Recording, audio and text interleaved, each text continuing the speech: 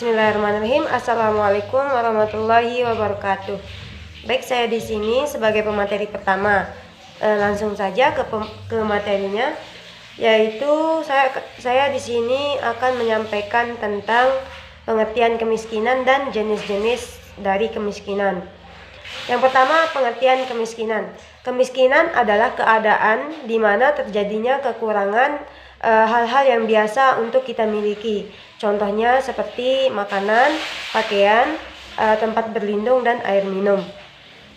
Kemiskinan juga dapat dipahami dalam berbagai cara. Yang pertama, gambaran kekurangan materi yang biasanya mencakup kebutuhan pangan, sandang, dan papan.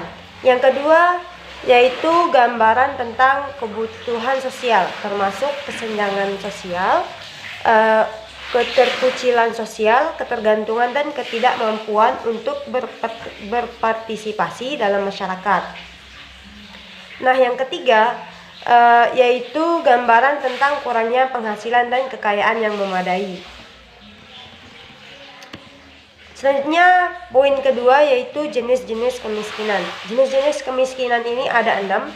Yang pertama, kemiskinan subjektif, di mana jenis kemiskinan ini terjadi karena seseorang memiliki dasar pemikiran sendiri dengan beranggapan bahwa kebutuhannya belum terpenuhi secara cukup, walaupun orang tersebut tidak terlalu miskin.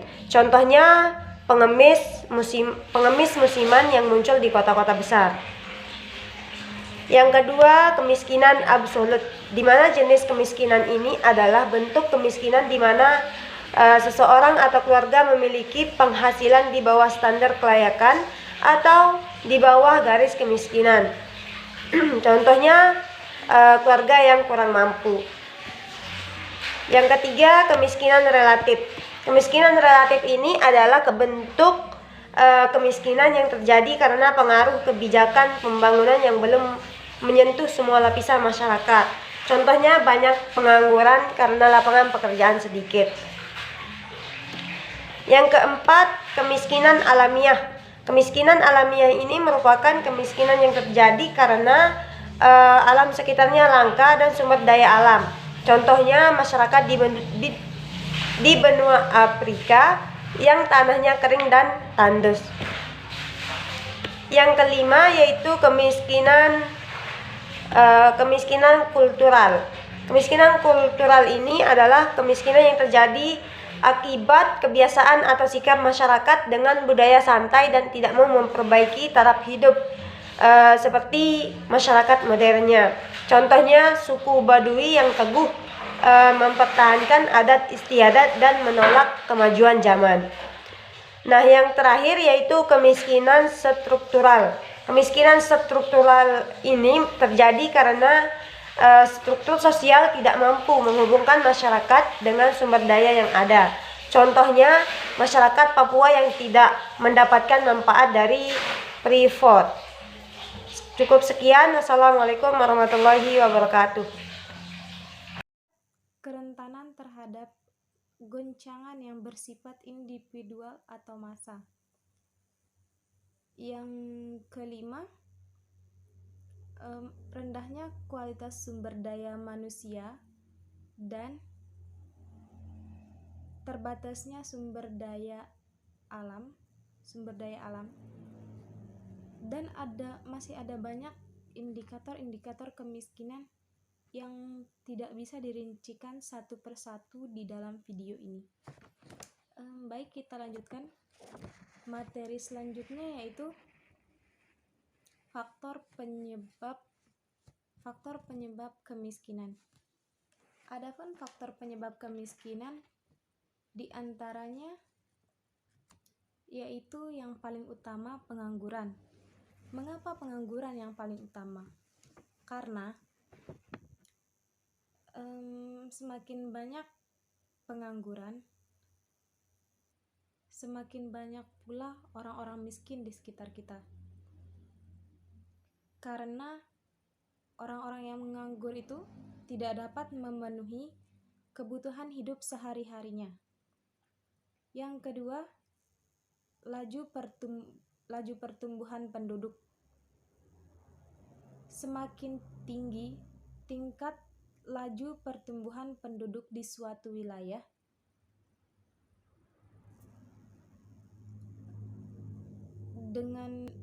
dibandingkan dengan tingkat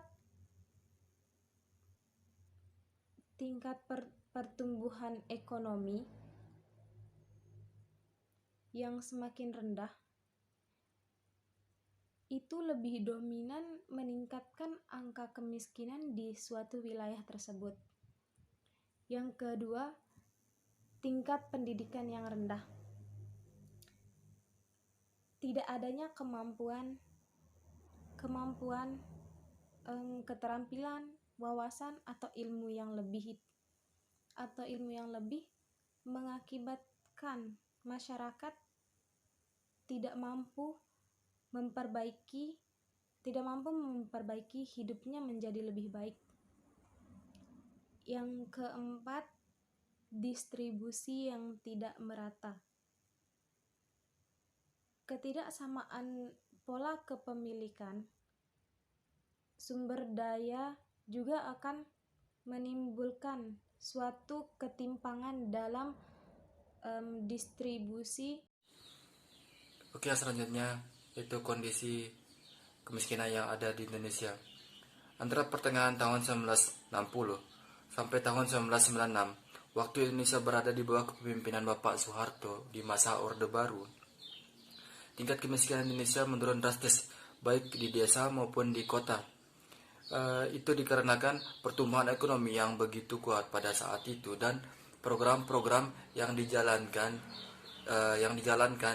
yaitu penanggulangan kemiskinan begitu efisien, yang menyebabkan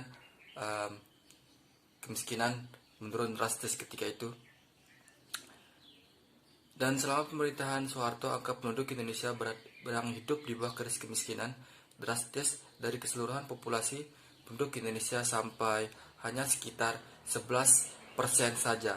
Namun ketika pada akhir tahun 1990-an, krisis finansial Asia terjadi, tingkat kemiskinan di Indonesia melejit begitu tinggi dan dari 11% menjadi 11,9% di akhir 1998, yang berarti prestasi yang sudah diraih oleh Orde Baru hancur seketika. Dalam beberapa tahun belakangan ini, angka kemiskinan di Indonesia memperlihatkan penurunan yang signifikan. Meskipun demikian, diperkirakan penurunan ini akan melambat di masa depan.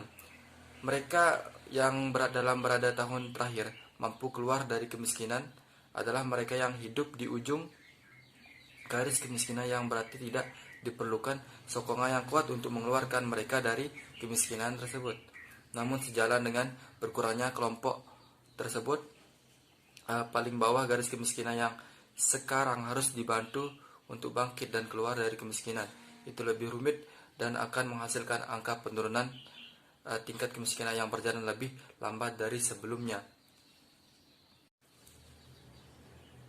Stabilitas harga makanan yang khususnya beras dan sejenisnya merupakan hal penting bagi Indonesia. Negara yang penduduknya menghabiskan sebagian besar pendapatan mereka untuk membeli beras dan bahan pokok sejenisnya atau makanan lainnya. Oleh karena itu, tekanan inflasi pada harga beras, misalnya karena gagal panen, dapat memiliki konsekuensi serius bagi mereka yang miskin atau hampir miskin, bahkan sebagian dari mereka yang hidup sedikit saja di atas garis kemiskinan bisa jatuh dalam kemiskinan penuh karena inflasi yang tinggi. Selain inflasi yang disebabkan oleh kenaikan harga makanan, keputusan pemerintah untuk mengurangi subsidi, terutama subsidi untuk BBM dan listrik, menyebabkan inflasi yang tinggi. Misalnya waktu pemerintahan Presiden Susilo Bambang Yudhoyono atau SBY melakukan pemotongan subsidi BBM pada akhir tahun 2005, terjadi peningkatan signifikan angka kemiskinan di antara 2005 dan 2015. Harga minyak internasional yang naik membuat pemerintah terpaksa mengurangi subsidi BBM. Waktu itu guna meringankan defisit anggaran pemerintah. Konsekuensinya adalah inflasi 2 digit di antara 14 sampai 19% tahun ke tahun. Sampai Oktober 2006, Presiden Joko Widodo juga mengurangi subsidi BBM. Namun karena harga minyak internasional yang lemah pada saat itu, keputusan ini tidak mengimplikasikan dampak yang luar biasa pada angka inflasi. Toh angka inflasi Indonesia naik menjadi antara 9 sampai persen. Misalnya karena gagal panen dapat memiliki konsekuensi serius bagi mereka yang miskin atau hampir miskin, bahkan sebagian dari mereka yang hidup sedikit saja di atas garis kemiskinan bisa jatuh dalam kemiskinan penuh karena inflasi yang tinggi. Selain inflasi yang disebabkan oleh kenaikan harga makanan, keputusan pemerintah untuk mengurangi subsidi, terutama subsidi untuk BBM dan listrik, menyebabkan inflasi yang tinggi. Misalnya waktu pemerintahan Presiden Susilo Bambang Yudhoyono atau SBY melakukan pemotongan subsidi BBM pada akhir tahun 2005, terjadi peningkatan signifikan angka kemiskinan di antara 2005 dan 2015. Harga minyak internasional yang naik membuat pemerintah terpaksa mengurangi subsidi BBM. Waktu itu guna meringankan defisit anggaran pemerintah. Konsekuensinya adalah inflasi 2 digit di antara 14 sampai 19% tahun ke tahun. Sampai Oktober 2006, Presiden Joko Widodo juga mengurangi subsidi BBM. Namun karena harga minyak internasional yang lemah pada saat itu, keputusan ini tidak mengimplikasikan dampak yang luar biasa pada angka inflasi. Toh angka inflasi Indonesia naik menjadi antara 9 sampai persen. Assalamualaikum warahmatullahi wabarakatuh. Baiklah, saya akan melanjutkan materi yang selanjutnya, yaitu tentang kebijakan pemerintah di dalam pengentasan kemiskinan. Adapun kebijakan pemerintah dalam pengentasan kemiskinan diantaranya yang pertama yaitu menciptakan lapangan pekerjaan yang mampu menyerap tenaga kerja sehingga hal ini dapat mengurangi terjadinya pengangguran, karena seperti yang kita ketahui bahwa pengangguran itu merupakan salah satu penyebab terbesar terjadinya kemiskinan di Indonesia.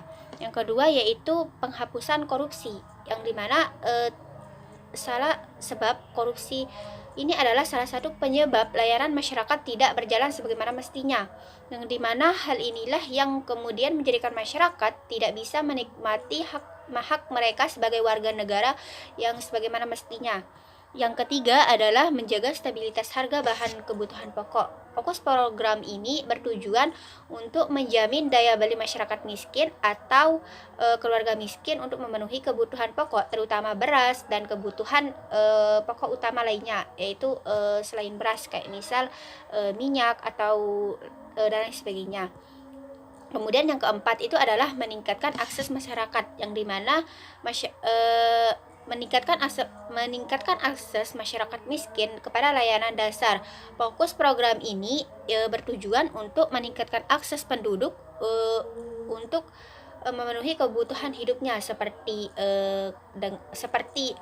pendidikan, kesehatan, dan prasarana dasar lainnya.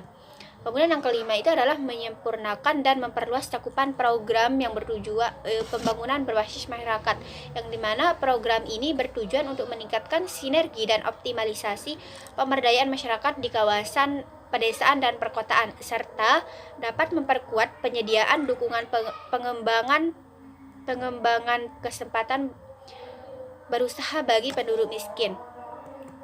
Kemudian yang itulah tadi kebijakan-kebijakan yang bisa dilakukan oleh pemerintah untuk mengatasi kemiskinan yang ada di Indonesia. Sekian, inilah materi dari kelompok kami. Jika ada yang belum jelas bisa ditanyakan nanti di kolom komentar. Wassalamualaikum warahmatullahi wabarakatuh.